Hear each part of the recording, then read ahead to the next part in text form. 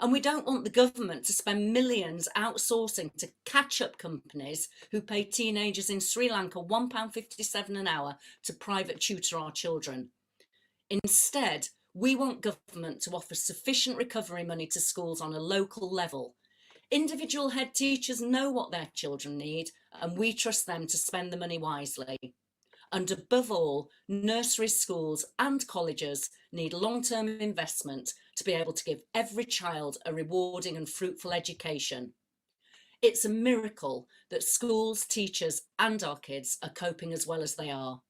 But a robust education system cannot run on miracles. It needs what parent groups nationwide are now calling for: a focus on mental health, forward-thinking curriculum and assessment, and long-term investment. As one teacher we work with in Kent has put it, there's never been a level playing field. Now there are children who don't even make it onto the pitch. Well, it's time to turn that page for good. Thank you. Thank you, Alison. Let's move on to hearing from Sharifa Lee, a teacher, Dorney Lee in Maidenhead, who's going to tell us how it looks from your perspective. Sharifa. Absolutely. And how I hope you can hear me. Just give me a thumbs up, Catherine. Can you hear me? Brilliant. Thank you.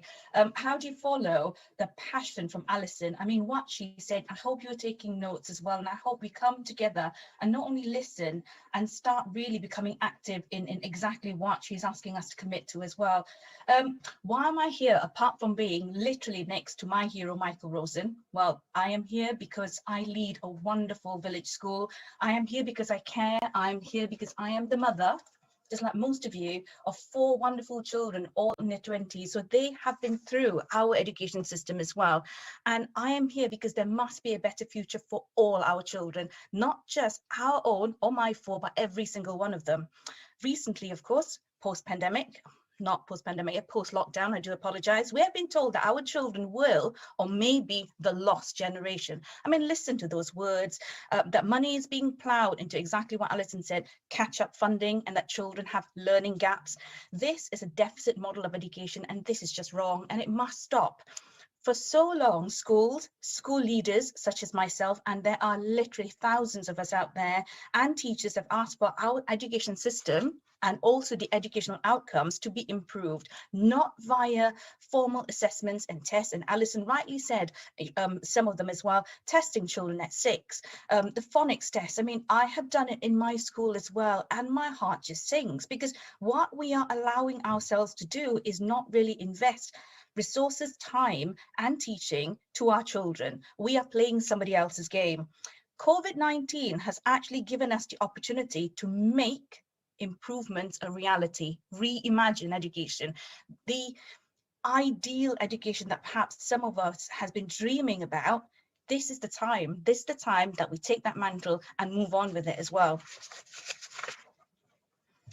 How do I know this? How do I know that this is the right time? Well, let me just describe what's happening in our school right now, currently, in the last 2 academic years with no SATs in school. We have happier children at school. We have children who are thriving, and teachers who, I must say, because of what we have to do, are slightly overwhelmed, but happier teachers as well, because they know we do not have that judgment against us. We're no longer that local and national competition. We can do what is right by every single one of our children, no matter what their needs are. And it's a happier school. It was a happy school before, it's a happier school now. And I encourage anyone who'd like to come and visit our school, you know, in terms of just seeing the quality of learning that's happening now, because we do not have such formal assessments as well. So what I was going to say, children mostly from advantaged backgrounds have made better, using the word progress is the wrong thing, but I think you understand what I'm trying to say as well, because during lockdown, we've had children coming back post-lockdown from rather advantaged families, seeming to have actually made more progress. And we have seen that children from slightly more disadvantaged families, against our descriptors, making less progress. Why is that? Why is that? And this is the time to change that narrative, because of course it's all about affluence, it's all about everyone having the same resources, no matter where they live and who they are, and whether they come from advantaged or disadvantaged communities as well. I will come back to that in a minute. This is an opportunity not to be missed. It does not really matter who we have elected to improve our lives. It really doesn't. What it is what and how they're going about their way to doing it. So when we talk about government, it really doesn't matter who is up there. We have elected them to improve all our lives. And I think we need to hold them to account. And that's where parents, you have the power to hold them to account as well. I say there must be proper funding in all schools, not just certain schools, and that all schools become the schools of choice. Great. We eliminate league tables and we stop the silly competition. A school should only be in competition with itself, and it should be collaborating. Sharifa, we need to wind up. Sorry. Of course, I will try and be, because I really need to talk about this because I'm passionate about this next bit, and it's to do with funding. We are not all educated until every single one of us is educated. There must be a vision, and that's what Alison talked about properly funding schools and not putting sticky plasters to cover the cuts, but preventing them in the first place. Invest in our communities, invest in our young families, reduce disadvantage everywhere, and reinstate children's centres and Sure Start as well. There's actually a study that a child's future success is linked to a mother's education or primary carer's education. That's going to be for another discussion. All our children, like my own children, have one stab at childhood. What are we going to do about it? And I think, and I'm not going to, I was going to actually, no, I wasn't going to sing, I was going to actually talk about the words by Whitney Houston. You know, I believe that children are our future. We can go on and on, but I want you to listen to those words because those words actually mean so much to me. In Singapore, about 28% of their GDP is plowed back into education. Education takes more than 25% of national spending. I want you to guess how much the UK spends on education. And I have the figures here. 12.9%. 12.9%. I leave you with that. 12.9%. Thank you. Thank you, Sharifa. Thank you for your passion and commitment.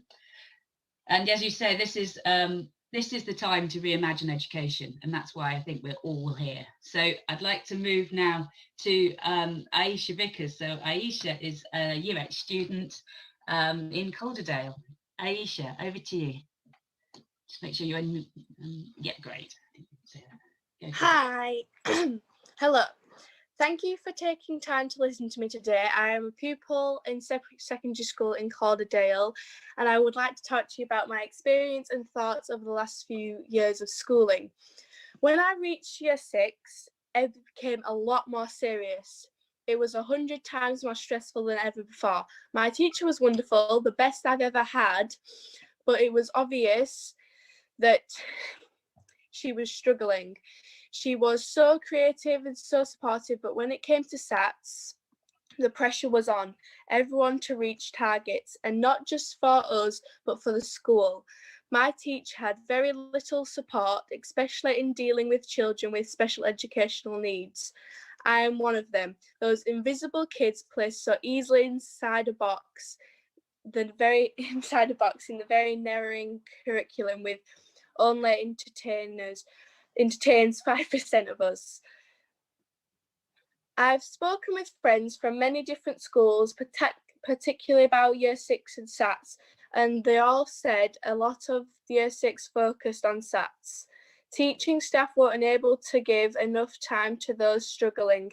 It seemed everything was aimed at the average student, and more time needed to be given to others, not just those with SEND, but all the students that don't quite fit inside the box. Different learning abilities needed to be taken into account, and they weren't. Needs were not met. It all seemed pointless, especially as when we reached high school, we were all tested again. Many people I know cried during and after the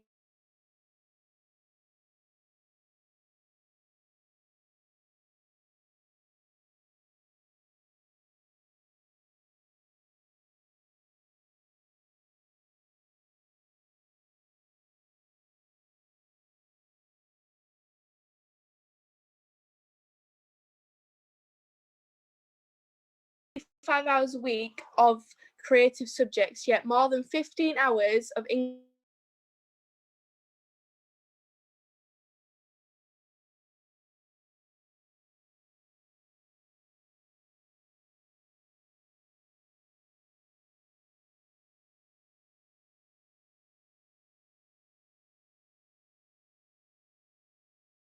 Also, some children really struggle in the classroom environment, and when there is no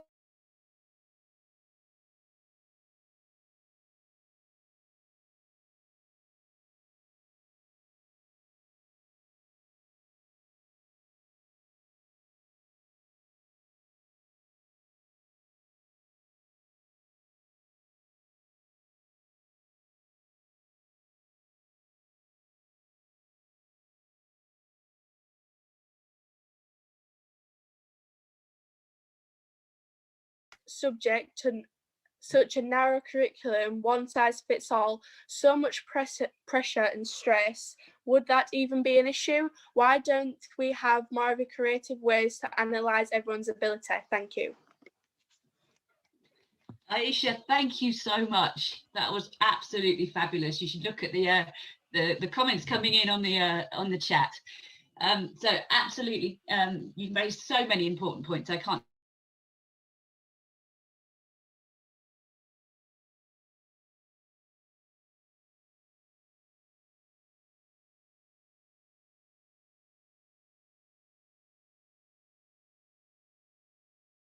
even.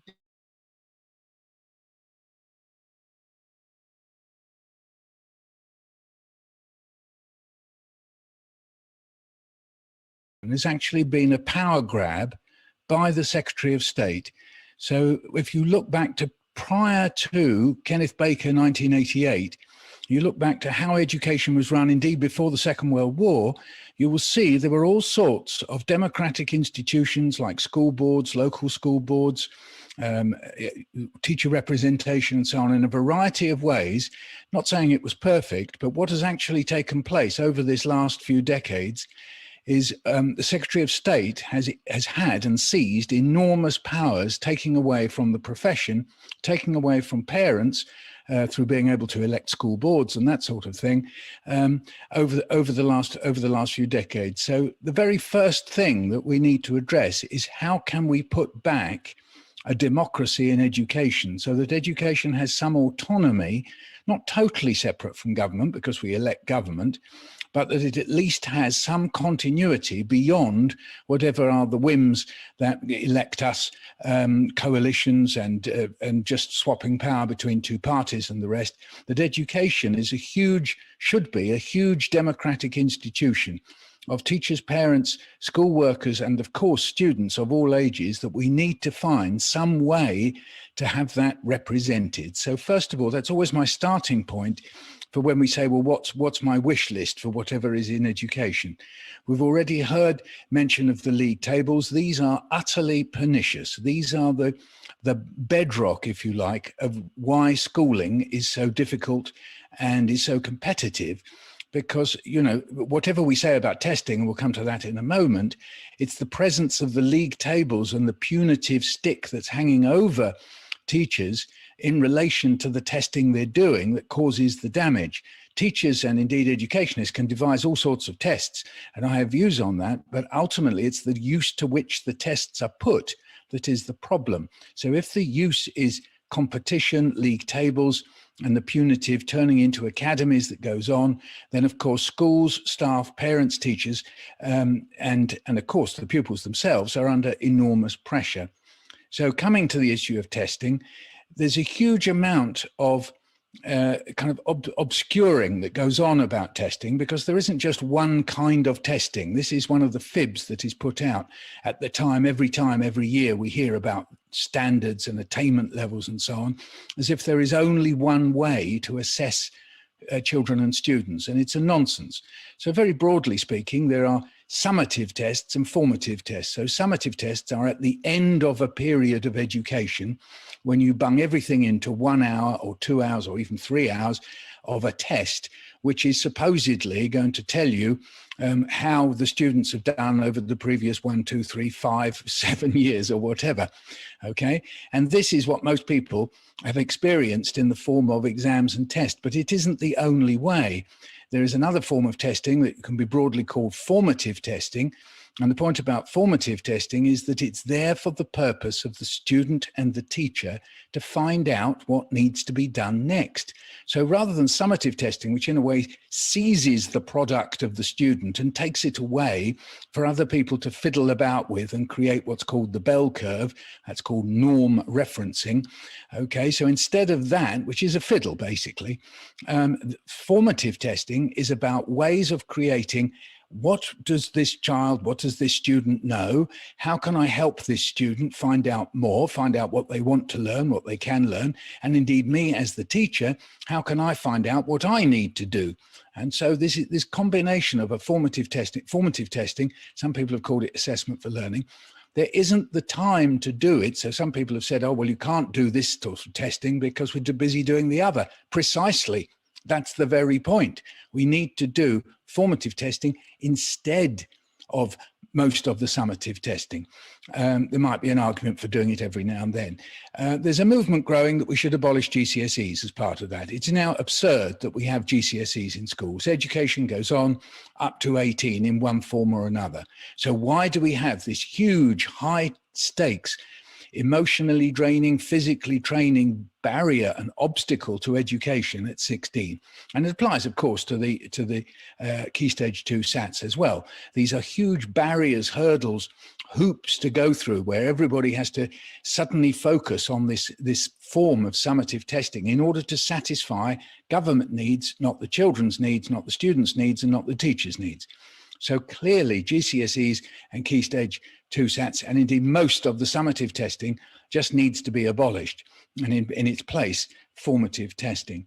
I would also argue that we have over-obsessed to a huge degree about the what of education. This gets characterized as the knowledge-rich curriculum. Now, all that emphasis on the what of education has obscured the how of education. So the how of education, if you like, is what are we doing in relation to this great slab of knowledge, culture, or whatever it is that we're interested, or perhaps less so, our students getting hold of. So when we focus on the how, we want to say, well, what is it that children, students, and teachers could be doing? So I put, and this is up for discussion, if you like, several key aspects of what education should be talking about at the very least, even if they don't accept this. And I have investigation, invention, interpretation, and cooperation. Those are my kind of 4 key points, if you like. So investigation doesn't treat knowledge as this great slab that has to be taken out of the jug of the teacher into the empty mug of the child, poured, then tested. It says that the student is somebody who has experience and can sit about investigating things using the methods that teachers and experts put in front of them and say, well, how can we find out about this thing called whatever it may be? It could be Latin, it could be Black history, it could be anything. I'm not going to get into a whole debate about whether what is one thing versus another. That's for another day. But actually, it's how do I, as a learner, can find out this stuff and then set up discussion and indeed talk to some other people with expertise in order to find out. So when you set up a model of investigation as a crucial part of education, you suddenly switch round as to who is the owner of learning and who is the owner of knowledge. Then I mentioned invention. People use the word creativity. That's absolutely fine. But I think at the core of creativity is the idea that we can invent things. Just a very brief story. I was taught photosynthesis and the like, and the presence of chlorophyll in leaves when I was doing my O-levels in 1962. And we were doing the growth of geranium plants and noticing that if you put things over the leaf, then the leaf went white. And somebody pointed out that in the olden days, this when I was at school, you had negatives with films that were black and white. And this student said, well, if you put the negative over the leaf, well, then you could then print a portrait of yourself on a geranium leaf. And the teacher said, wow, yes, let's try it. I take that as an example of, even, you know, when these people get misty-eyed about the 50s and how, you know, people got really good rigor and robust learning, how that teacher, who was exceptional, leapt at the idea of an experiment in order to find out whether, if you did that sort of thing, in actual fact, the chlorophyll went from the leaf and the rest happened. And of course it was. We all found out that we could print portraits of ourselves on geranium leaves. You know, I give that as an example of inventiveness, not from my own field of poetry and writing, but in science. And then I highlighted interpretation. Interpretation is the fact that when you're faced with facts, poems, stories, art, anything at all from the whole curriculum, do you, the learner, have the right to interpret it? In other words, to say what you think, to have the space, and indeed to debate it. This is the crucial aspect. So through talk and through writing and through presentations, that you can debate interpretation. So there isn't one interpretation for the causes of the First World War. There are several, and we can discuss it and then indeed decide, but not, here are the causes of the First World War, learn them and I will test you. If you get 4 of them, you get a good mark. If you get 1 of them, you get a bad mark. If you can't remember any of them, then you shouldn't be in this institution, you should be in another one. This is a waste of time. It divides us, segregates us, grades us. It's not for our purposes. They segregate and grade for their purposes, not for ours. So interpretation, and I've mentioned cooperation. Life is, you know, I remember once Kenneth Baker, 1988, saying life is about competition. Really? Is it? When we drive down the road, do we compete with each other? When we bring up families and so on, are we competing with each other when we bring our children up, as Sharifa has already pointed out? No, we care. I've had a near-death experience. What brought me back? It was through teams of doctors and nurses cooperating with each other to save my life and everybody else on my ward. They weren't competing with each other. They weren't saying, oh, I'm better at doing a tracheostomy than somebody else. They were saying, who's the best person to do this? Let's do this and let's make sure it happens. The notion that somehow or other we go through life just competing with each other is barbaric, it's insulting, and it's not true. Part of education must be this crucial bedrock of how we can work as teams. The very notion of an exam, a summative test exam, is in fact competitive. You mustn't look at my work because I'm going to do better than you. I was at school at a time when they used to place us in classes where we were in our positions in class based on the test we did that week. So in fact, a whole chunk of my education was in fact learning who's better than me, who's worse than me, and could I get better so I could push somebody else down. This was pernicious. And in a way, that's still going on. Everybody in schools knows, because all these marks are being given out all the time to teach to the test and so on, no fault of teachers, they have to do it, all right, that everybody knows where they are in relation to others, as opposed to how best may we cooperate. So I will have to stop. I will stop there, and those are, if you like, my points there. Thanks very much. Thank you.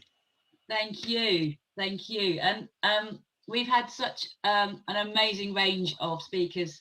I think, as Michael said, the COVID-19 and the response to COVID-19 revealed what kinds of things we need for society. And it isn't competition, it's collaboration, it's working together, it's creativity, it's inventiveness, it's all the things that you talked about, Michael. So we've heard about the problems in the system. Aisha's talked really eloquently about the impact on students, on their love of learning, and how our children are being failed. Michael, Alison and Sharifa have all presented alternatives about how the education system could be, how it could look. And as Sharifa said, we have an opportunity now to reimagine education, and we have an opportunity to turn the page on how it has been. It could feel pretty bleak, but I think we've also shown that when parents and teachers all come together, we can make changes. And I think now is the time. That's why now it's so great there's so many people here. Sasha, would it be possible to get everybody up on the screen now so we can see who's here? That there are a bunch of people from all over the country who've taken time out on their Saturday morning to come together. Let's get people in the room. I'm just working on that now. I have to invite everyone individually because it's the webinar, not the meeting function. So people are piling in as we speak. We're piling in. It's so good to see you all. It's been great to see you all in the chat. So where are we going to go from here? What we want to do is, this is the beginning. This is the beginning of a conversation. There's been lots of questions raised that we haven't had time to talk through. It's so good to see people out and about and all the different places you're joining from.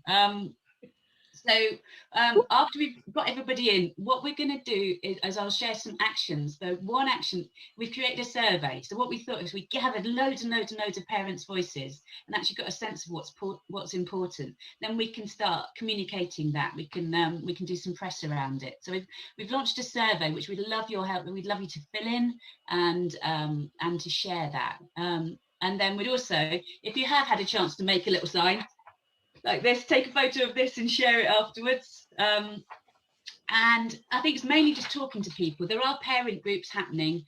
If there is a parent group near you, get involved. If there isn't a parent group near you, why not start one up? You could talk to the teachers at your schools. That's how we started up at, in Brighton.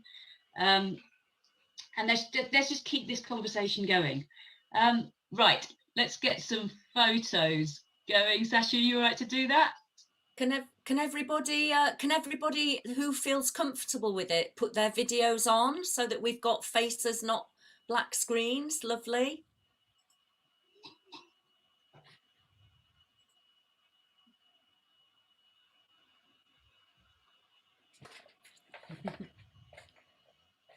Does everyone who has made a sign want to hold their sign up?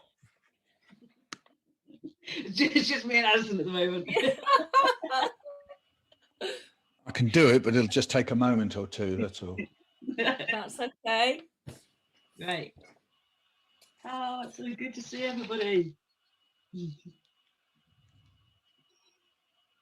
Does yours say I love Michael, Dunk? Stop it. Good, okay. Right, so I think we've taken some screenshots. We've got that, have we, Sasha? We do. We couldn't get everyone in, but we've got a fair few to go with. No, you're there. It's a bit Graham Norton, isn't it? Yes. Hey, Helen. Right, can we get that last that last slide up, please, Sasha? That's all right.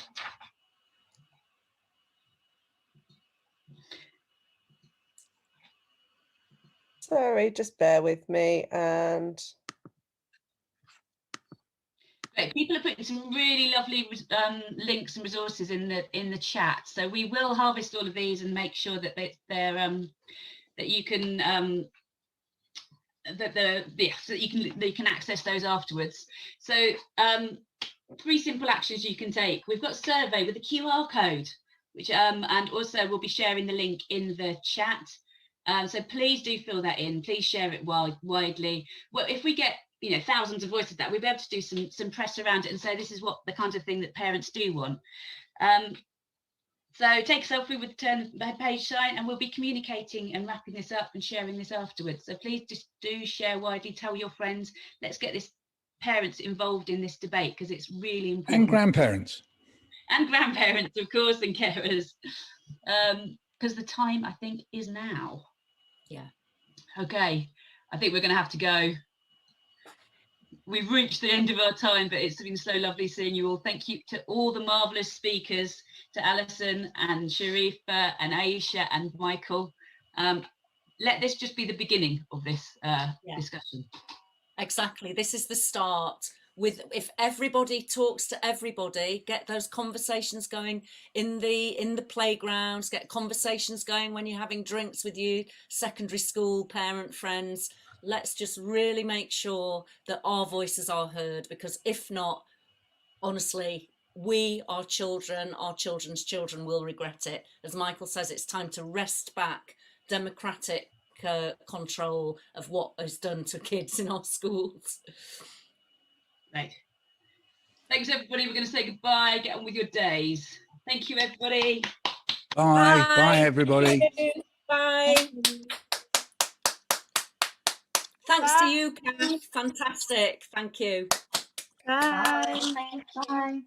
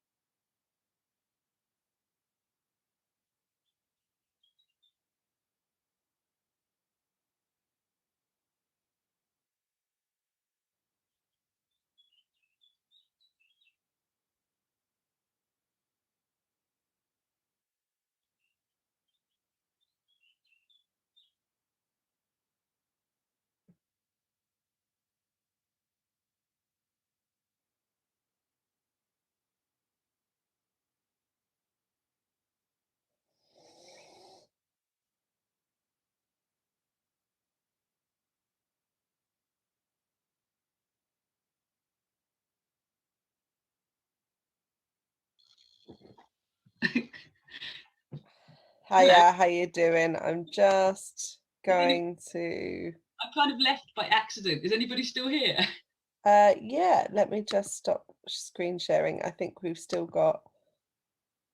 most people have just turned their video off. But I think we should... Okay.